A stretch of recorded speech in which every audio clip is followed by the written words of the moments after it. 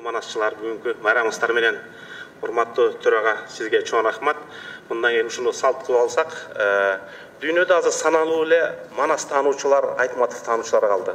Биз кыргыздар өзүбүз каалаганча чогулат экенбиз, бирок кыргыздын интеллектуалдык байлыгын дүйнөгө экспорт кылып жүргөн саналуу эле Манас таануучулар, Айтматовчулар бар.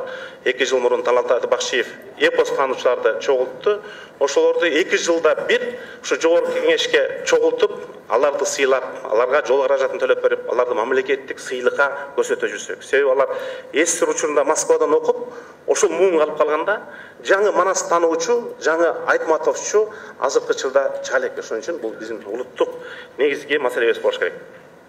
Мен окурман катары эле Манас эпосунун бөлөк эпостордон айырмалап турган бир касиеттерин сиздер менен ой бөлүшкүм келди. Дүйнөдө азыр 20га жакын эле эпос бар. Башкача айтканда 7000 улут болсо, ошонун 20сы гана эпос жараткан эл. Анын 10 Европада, 10 Азияда. Европадагы элдер бул англичандар, Италия, француз, грек, латыш, эстон элдери. Грузия, Азия элдеринде эң чоң эпос жараткан бул албетте Индия, Рабаяна, Махабхаратта, Башкыр, Жангир эпосу бар калмактардын, Армян эпосу бар, анан Кыргыз. Ушул 20 эпостон Манас эпосунун айырмачылыгы эмне? 20 эпостун 19-у бул түрүү эпос эмес. Алар ошол жылы айтылган, бүттү, ага бүгүн бирөө да бир сөз кошо албайт. Же Шахнамеге, же Жолбос терисин жамынган баатырга, же Илиадага. Бирөө да бүгүн бир сөз кошо албайт. Манас эпосунун айкөлдүгү, кеңдиги ушунда. 18-чи кылымдагы Ноорус Манасчы, 19-чы кылымдагы Акылбек, Тыныбек, Чойке, Айтуу Манасчылар, 20-чы кылымдагы Саякбай, Сагынбай Манасчыларыбыз, мына берде отурган биздин бүгүнкү Манасчыларыбыз, ана келечекте жаратылган Манасчыларыбыз бар Манастын сафтары. Дүйнөдө ушундай барбы? Көз өтүп кеткен адам менен түрүү адам экөө биригип Манастын сафтары. Бул Манаста гана бар. Манаска эч убакта күз да келбейт, кыш да келбейт. Манас түбөлүк, көктөп, бүрдөп, жайнап турган бул чалкайып жаткан океан. Манастын эң чоң айырмасы ушул. Бул түрүү эпос. Манас айтылып бүтө элек. Манастагы көрктөндүрөт. Эртең бүрсүгүндө жаңы келген Манасчы жаңы сөз кошот, жаңы ой кошот, жаңы вариант кошот, жаңы көркөм кошот. Мына майки. Ошон үчүн Манасты адайбатчынын гана деңгээлинде эмес, Манасты касиет карата караса. Бул биринчи өзгөчөлүгү, эч бир дүйнө жок өстөлүгү. Экинчи өзгөчөлүгү бул көп варианттуулугу. Манастын бүгүн адайбат институтунда турганы 70 варианты бар. Биякта биздин 10 чакты Манасчыбыздын ар биринин өзүнүн варианты бар. Ошондо 80 варианты деп эсептесек, Петресенин айтуусу боюнча, ошол азыркы жазылып калган Манастарды чыгарыш үчүн эле 100 тонн керек. А биздин бул Манасчыларыбызды айткандарын чыгарсак, жок дегенде 120 тонн керек. Анан кээде Манасты окуш керек дейбиз, бирок мен өзүмдүн тажрыйбамда Манасты угуш керек.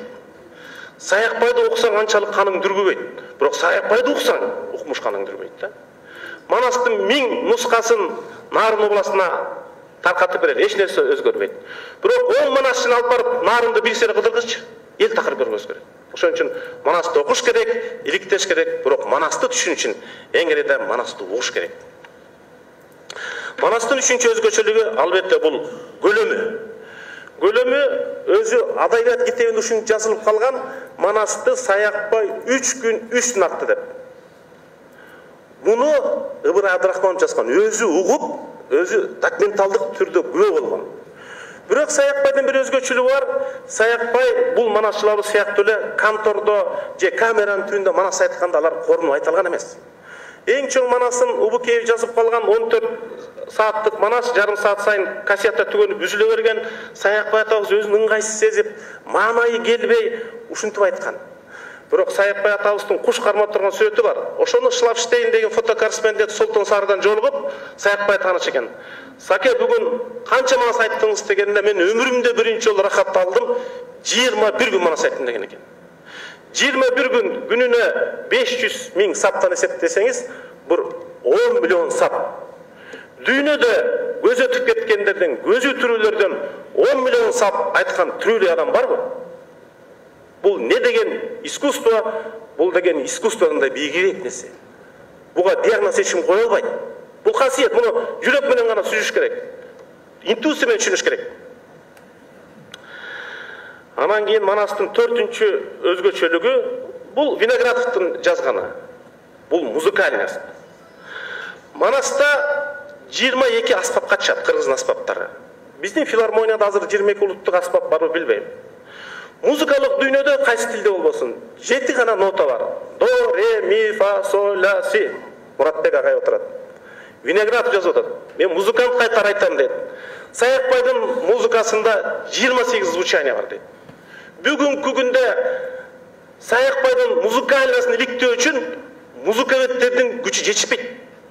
Саякбай кээде кошак айтат, кээде булбулча сайрайт, кээде атча кишинейт, кээде бүркүтчү айгайлайт, кээде булактай тулуп, кээде дайрадай теңиз. Койчу. Иликтеп бүтө албайсың, сөз жетпейт. Бөлөк эпостарда мындай музыкальность жок. Андан кийинки өзгөчөлүгү таинственность, сырдуулугу. Мен бүт адабиятчыларды сыйлайм сиздерди. Сиздер жазган китептерди окуп жүрөм. Бирок мен Саякбай жана Сагынбай китебинин автору катары сиздер менен талашалам. Бир да манасчы көз өтүп кеткен улуу манасчылар. Манасчыларды бөлбөйт. Улуу манасчы, залкар манасчы, орто манасчы, кичинекей манасчы. Любой манасчы, залкар манасчы. Аян алдыбы? Бул айтылган кимиси орто манасчы, кимиси кичине манасчы. Мен үчүн баары залкар манасчы. Себеби ал аян алгандан кийин коркок киши, жүдөгөн киши, майда киши манас айта албайт. Ошон үчүн биз бүт манасчыга залкар манасчы катары мамиле кылсак да. Сыры ушунда эки сырын айтайын. Биринчиден, кайсы кишиге аян билет бербейбиз. Илимди окуп жүрүп, манас таануучу болсоң болот, академик болсоң болот, депутат болсоң болот. Бирок илимди окуп жүрүп, манасчы боло албайсың. Ал кимди тандайт биз билбейбиз. Жашында тандайбы, карысын тандайбы, күндүзү тандайбы, түндөсү тандайбы, биз билбейбиз. Биз аны билүүгө кудуретсизбиз. Бирок өзүм күбө болгон бир нерсе, бул литературный газета санынын 2008 жылкы 28 мартта. Экинчи бетине Юрий Чехмаданский деген жазып атат. Мен азыр ачким жок. Говорят, что однажды вождь Советского Союза товарищ Сталин указал у кыргызского народа, живущего в советской широкой стране родной, вроде бы нет своего эпоса. И всех народных эпосов есть, а кыргызского народа нет. Тогда призвал своих верно подданных писателей, приказал немедленно создать кыргызский эпос «Манас». Сталиндин буйругу менен кыргыздар эпос жазып деп жазып атат. Сталин бул 53-жылы өлдү. Манастын китеби 1886 жылы Радовко турду. Бул экинчи бетке чыгып атат. Мен буга каршы кыжырым келди. Статья жаздым. Литературный гезитти баспай койду. Бирок Малеванга рахмат, Соол Кыргызстанга басты. 2 жумадан ушул эле гезитке ушул кишилердин сүрөтү некрологу менен чыкты. Узак жашаса болмок. Бирок Манаска шек келтирди да. Мен ушундай деп ишенем. Болгон 53 жаштагы киши экен. Билбей, тааныбай туруп, Манас эпосу Сталиндин буйругу менен жазылган деп, жалпы кыргыз эли шылдыңдады да. Кыргыз эли качан буйрук менен эпос жазчу эле. Буйрук тияктан гана болот. Ак үйдөн болбойт. Мен ойлойм, Манастын арбагын шек келтиргендер. 6-чы өзгөчөлүгү географиялык масштаб. Мисалы үчүн Сагынбай атабыз менен Сагынбай атабыз барган, Ташкентке барган, Саякбай атабыз Россияга барган. Бирок булар география илимдеринин доктору сыяктуу. Булар Көкөтөйдүн ашын айтканда Сагынбай атабызда 547 географиялык ат катышып, эми кайсы өлкөлөр экенин сиздерге айтып берейин. Көкөтөй атабыздын ашына келген меймандар. Бүт Орта Азиянын өлкөлөрү Кыргызстан, Өзбекстан, Түркмөнстан, Казакстан, Тажикстан, Афганистан, Монголия, Иран, Ирак, Саудовская Аравия, Индия, Пакистан, Япония, Вьетнам, Лаос, Северный Тибет, Восточная Европа, Кампучия. не деген керемет. Bir bilimi жоқ Сағынбай Ақсақал не деген энциклопедия илими болгон. Окуялар ошо кантип кабар айткандыгы, анан географияны карасаңыз глобусту. Тура глобусту карап туруп айткандай да. Бул географиялык Манас эпосунун масштабы дүйнөдө бир да эпос өзүнүн өлкөсүнөн чыга албайт. Экинчи өлкө кошулбайт. Шактын эмес, ошо Фарсада өтөт. Грузияныкы ошол Грузияда өтөт. Манастын айкөлдүгү 547 географиялык атка атышат. Жетинчиси энциклопедичность. Мен адабият агайлардан дагы жолу сурадым. Манаста адабият калат кадап салбасаңар. Адабият бизде адабият тануу илим катары пайда болгону 100 жыл болду эле. Манаска жок эле дегенде 1000 жыл болду да. Себеби Манастан адабияттан бөлүк эмнени тапса болот? Биринчи тарых, экинчи этнопедагогика, үчүнчү дин, этнокультурология, этнопсихология, археология, астрономия, жана Кыргыздын ай күн календары бар экенеги Манаста айтылат.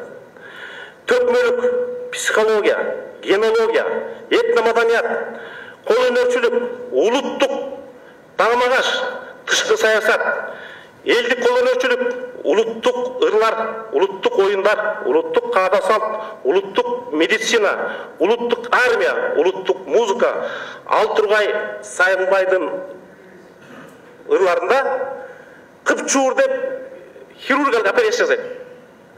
Сагынбай өзү бир операция болгон эмес. Ошол учурда ошондой бийик искусствого жеткизген жарадар болгон солдаттар. Ошого чейин бар. Мамлекеттик түзүү идеясы бар. Ошон үчүн биз эми бөлөктөрдүн айтып койгону, куралдын эле 220 түрү бар. Мал багуунун сырлары бар ошол жакта. Темир эритүүнүн сырлары бар. Ошон үчүн биз Манаска Манастай мамиле кылсак, бийигирээк мамиле кылсак да, Манас боюнча география илимдеринде, юриспруденция илимдеринде, психология илимдеринде, педагогия илимдеринде докторлук жазыш керек да. Манасты кеңири карайлы, урматтуу туугандар. 8-нчиси историзм. Тарыхка туш келеби, туш келбейби?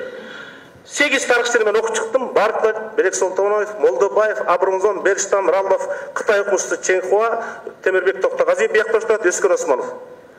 8-өөнүн салыштыруусу боюнча Манас жок эле дегенде 7 тарыхый окуяны өзүнө камтыйт. Биринчи Кундар, экинчи Байыркы Түрк каганаты, үчүнчү Түргечтердин каганаты, Кыргыз каганаты, Караканит каганаты, Монгол доору, Алтын Орда доору, Жуңгар Калмак алгалашы, анан акыркы Тагабийин дооруна чейин. Дүйнөдө ошондой эпос барбы? 7 тарыхый окуяны доорду өзүнө камтыган. Бул Манас эпосуна гана таандык. Биз Жусуп Мамай аркылуу Манас Семетей Сейтектен бери улантып отуруп Кененин Сейит Асылбача Бекбача Сомбелек Чигитеге келдик. Биякта Сапарбек агай отурат. Манас атабызды дагы 150 жыл бери алып келди. Дагы бери жакындады Манас эпосу. Дагы ушундай агайларыбыз арабызда аман эсен болсо экен деп ойлойм да. 9-нчусу мамлекеттүүлүк. Мамлекеттик институттун дүйнөдө 2 доору бар. Биринчи Байыркы Кытай менен Месопотия доору. Анда мамлекеттүүлүк жок, элдер суу бөлүштүрүү үчүн жалпы эрежени иштеп чыгат, анан ошондон кийин суу бөлүштүрөт. Экинчи доору орто кылым, бул 12-14 кылымда азыркы Европа, Англия өлкөлөрүнүн классикалык белгилери пайда болот. Мамлекеттик болуш үчүн 5 белги нерсеси болуш керек. Биринчи жер, анын үстүндө жашаган эл, мамлекеттилик институттары, башкача айтканда парламенти, өкмөтү, президенти, бийлери, соту, 4-нчи символикалар, 5-нчи тышкы мамиле, элчилик. Тышкы өлкө сени мамлекет катары таанышың керек.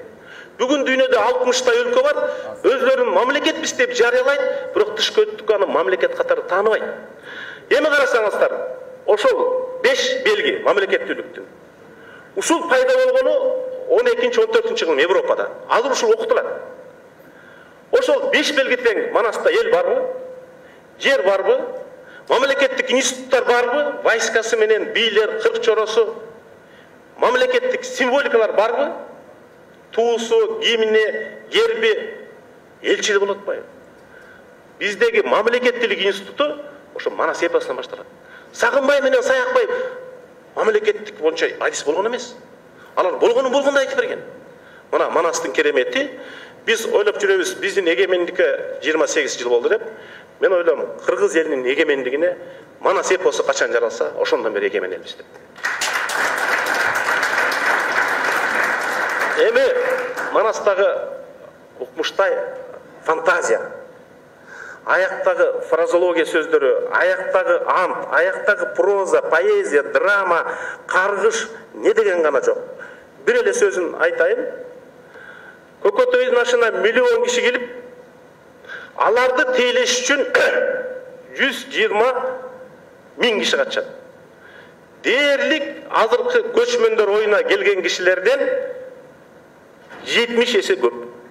Азыр не деген айыл өкмөттөр иштеди, бирден тиги акимдер боз ит тигишти, бюджеттен канча акча урдалды, ошентип атып, азыркы көчмөндөр оюн өткөздүк, ал Көкөтөйдүн ашынан 70 эсе аз боло жетти. Ошондо 300 миң боз ит тигилген экен. Азыр 1000 боз ит тиксек, биз бул чоң жетишкендик дейбиз. Мына ошондо кыргыз элинин кудурети, касиети, укмуштуулугу. Акыр 11-чиси бул сөз запасы. Албетте Манас эпосунда монгол, иран, фарсы, араб, санскрит, тибет, тунгус, манжура, кытай сөздөрү колдонулат. Эки эле сөз менен Лениндин 53 томдугу болгон. Ким университеттерде окуса билет. Аны марксизм, ленинизм институттары редакциялап, миңдеген орыстын академиктер иштеп, анан университеттерди таркаткан. Жээнбай Муканбаев агайдын иликтөөсүнө караганда мен өзүм эсептеп чыккан жокмун. Лениндин 53 томунда 35 миң лексика колдонулат. Саякбай атанын бир томдугунда 70 миң лексика колдонулат. Мисалы үчүн кызыл деген сөз орусча бир 3 сөз менен айтылат. Красный, алый, бордовый. Может, жакшы билгениңиздер айтасыздар, может 4 сөз менен. Манаста кызыл деген эле сөз 14 сөз менен сөзөттүрөт. Ишенбеңиздер, окуп берейин. Кош кызыл, кып-кызыл, кызыл, мала кызыл, күңүрт кызыл, кызгылтым, агыш кызыл, чийкил кызыл, кызгыл түстө, кошкул тору, чоктой тору, тору, мала тору, күңүрт, агыш тору. Дүйнөдө ушундай тил барбы? Bir boyoktу 14'e bölüp айтып, айтканда бир бөлөк. Эми ошо 14'e бөлүп көрчү. Биз азыр кызгылтымдын баарын кызыл деп беребиз. Ала кызылбы, маза кызылбы, кызгылтымбы, кочкул кызылбы, сары кызылбы билбейбиз. Сагынбай ата ошону ар бир атты сүрөттөгөндө айтып берип атпайбы? Биз азыр аттардын кызылын экиге бөлөбүз. Тору, кызыл ат деп айтса, тору анан жерде деп эле. Сагынбай 14'e бөлүп атпайбы? Буга эмне деген илим керек? Bir söz yaşap geçiş için filologlar aytap болуш керек. 3 муун элдин ömürü керек. Ошондон кийин сөз жашап кетет. Бул сөздөрдү биз унутуп атпайбызбы? Канча муун кыргыздын ömürü, акылы кеткен, таланты кеткен сөздөрдү. Соңкусу Манас эпосу дүйнөдөгү жалгыз эпос закон менен корголгон.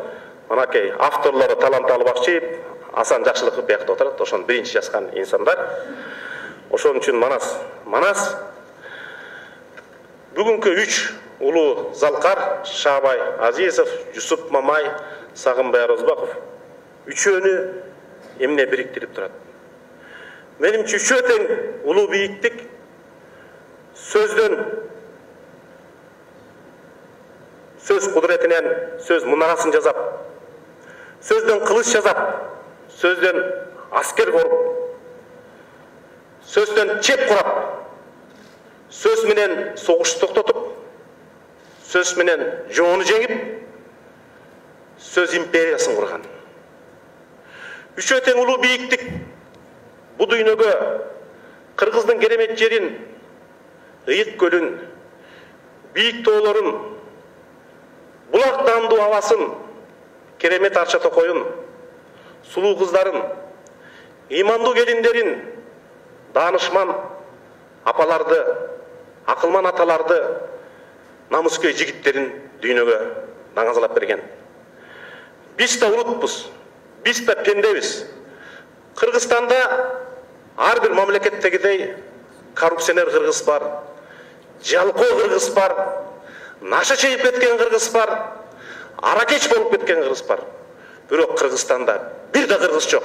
Манас жөнүндө жаман сөз айта алган. Демек биз улуу элбиз. Биз ошо улуу кылып турган бул Манас